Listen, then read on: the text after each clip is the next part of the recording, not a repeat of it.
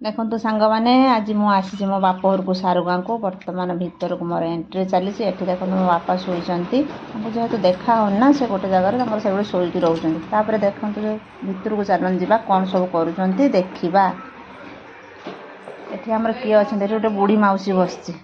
ତାକୁ ଯେହେତୁ ବସନ୍ତ ହେଇଛି, ତାର ଏକୁଟିଆ ଡାଳପତ୍ର ବିଛେଇକି ବସିଯାଇଛି। ତାପରେ କ'ଣ କରୁଛନ୍ତି ଦେଖିବା। ଏଠି ମୋ ବଡ଼ ଭାଉଜ ସେ ରୁଟି କରୁଛନ୍ତି, ମଝିଆ ତାଙ୍କର ଟୁଙ୍ଗୁରୁ ମୁଙ୍ଗୁରୁ ହେଉଛନ୍ତି, ମୋ ମା ଆଉ ମଝିଆରେ ଏଠି ଶାଗ ବନାଉଛନ୍ତି। ସେଠି ମୋ ଛୁଆ ଭାଇ ବସିଛି। ତାପରେ ଦେଖିବା ଚାଲନ୍ତୁ, ଏଠି ଆମର କିଏ ରୋଷେଇରେ ବସି ଯାଇଛନ୍ତି, ତାଙ୍କୁ ଲଗେଇ ଦେଇଛନ୍ତି। ଜ୍ୱାଇଁ ପୁଅକୁ ଏଠି ରୋଷେଇରେ ଲଗେଇ ଦେଇଛନ୍ତି। ସେ ଭଲ ରାନ୍ଧେ। ଇଏକୁ ଦେଖନ୍ତୁ। ତାପରେ ଦେଖନ୍ତୁ ଆମର ବାଚାଳ ପାଖକୁ ଚାଲନ୍ତୁ, ସିଏ ଏଠି ଖେଳରେ ମାତି ଯାଇଛନ୍ତି। ତାପରେ ଆସିଗଲା ମୋ ବଡ଼ ଭାଇ, ଗୋଡ଼ ଉପରେ ଗୋଡ଼ ହଲେଇ ତାର ବର୍ତ୍ତମାନ କ'ଣ ଡିସ୍କସନ୍ ଚାଲିଛି, କଥାବାର୍ତ୍ତା ଜୋରସୋର। ମୋ ଭାଉଜ ତାର ଟୁଙ୍ଗୁ ଟୁଙ୍ଗୁ ହେଉଛି। ସିଏ ମୋତେ ଏଠି ଇଏ ଭାଉଜ ତାଙ୍କର ବୋଇତାଳୁ ଫୁଲରେ ଆଉ ଶାଗ ବନାଉଛନ୍ତି, କଳମ ଶାଗ ବନାଉଛନ୍ତି। କୁଣ୍ଡିଆ ଟିକେ ହସ ମାରି ଦେଉଛନ୍ତି ମଝିରେ ମଝିରେ। ପାଗଳି ଭାଉଜ, ପାଗଳି ଅପା, ତାକୁ ଇଏ ଡାକନ୍ତି ପାଗଳି ଅପା। ଆଉ ଇଏ ମୋର ବଡ଼ ଖାଲି ଇସାରା କରୁଛି, ମୋ ଟିକେ ଭାଇ ସହିତ ଭିଡ଼ିଓ କର।